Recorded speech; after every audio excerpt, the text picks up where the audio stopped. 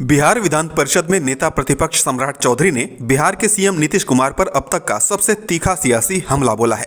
पटना में जन सुनवाई कार्यक्रम के दौरान सम्राट चौधरी ने कहा कि 70 साल से अधिक उम्र के हो चुके नीतीश के लिए अब किसी भी समय आश्रम जाने की नौबत आ सकती है, क्योंकि उन्हें अब कोई भी नहीं पूछ रहा और उन्हें समाधान यात्रा करनी पड़ रही है। नीतीश कुमार जी को बिहार में जब कोई पूछ ही नहीं रहा है, मुख्यमंत्री है बिहार की जनता ने 3 उपचुनाव में नकार दिया और बिहार में 17 साल के बाद नीतीश कुमार जी समाधान यात्रा कर रहे हैं और अगले साल 18 हो जाएगा और बालिग हो जाएगा, सत्ता बालिग में हो जाएगा। आप आश्रम में बैठने लायक हो गए।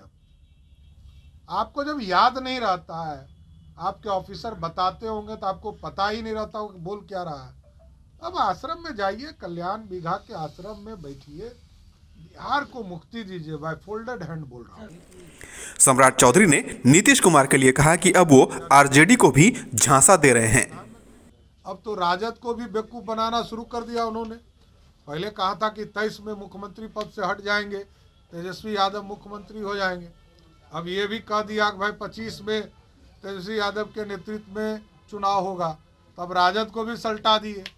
तो देखिए, नीतीश कुमार सिर्फ सत्ता में बने के लिए सारी चीजों को स्थापित करने का काम। नेता प्रतिपक्ष सम्राट चौधरी ने कहा कि केंद्र की भाजपा की सरकार राज्य के लिए लगातार काम कर रही है। वंदे भारत ट्रेन भी जल्दी ही बिहार को मिलेगी। एकदम बिहार को मिलेगा। बिहार हिंदुस्तान के एक बड़ी आबादी वाला स्टेट है और हम 10% है। 10% भारत सरकार हमको पैसा भी देती है और 10% आबादी के लगभग भी है। हमको नहीं मिलेगा ऐसा थोड़े हो सकता है। ये लगातार ये काम चल रहे हैं। आप देखे होंगे, कभी बेंगलोर में शुरू हुआ, नागपुर में शुरू हुआ, उसके बाद बंगाल में शुरू हुआ, बिहार में भी शुरू होगा। पटना में छात्रों की पिटाई के मुद्दे पर सम्राट चौधरी ने कहा कि नीतीश कुमार इतने लंबे समय से मुख्यमंत्री हैं, फिर भी बच्चे पीटे जा रहे हैं। उन्होंने ललन सिंह के बयान की भी आलोचना की।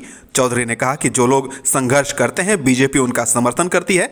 मेधावी अभ्यर्थियों को सरकारी नौकरी की गारंटी सरकार को देनी ही होगी।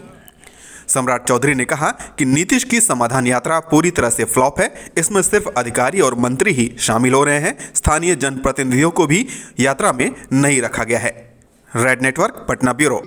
आप सोचिए कि बिहार में होम मिनिस्टर के पास यदि सूचना पुलिस नहीं दे रही है तो ये तो गंभीर आरोप है सरकार कि यदि होम मिनिस्टर जो मुख्यमंत्री हैं बिहार के, उनको यदि यह सूचना नहीं है कि बिहार के बच्चों पे लाठी चल रही है, तो भगवान ही भरोसे बिहार की सरकार है। और इससे बड़ा दुर्भाग्य क्या हो सकता है कि बिहारी बच्चे पिटाए, होम मिनिस्टर को जानकारी नहीं है और होम मिनिस्टर आराम से बेतिया के जंगलों में घूमने का काम कर रहे हैं। ये तो दुर्भाग्य है। इतने लंबे समय से मुख्यमंत्री रहने के बावजूद बिहार के बच्चों के हित पर कोई काम नहीं कर पाए। आज लाठीचार्ज हो रही है तो कहते हैं हमको पता ही नहीं है। तब क्यों मुख्यमंत्री? भाई इस्तीफा करो, घर जाओ।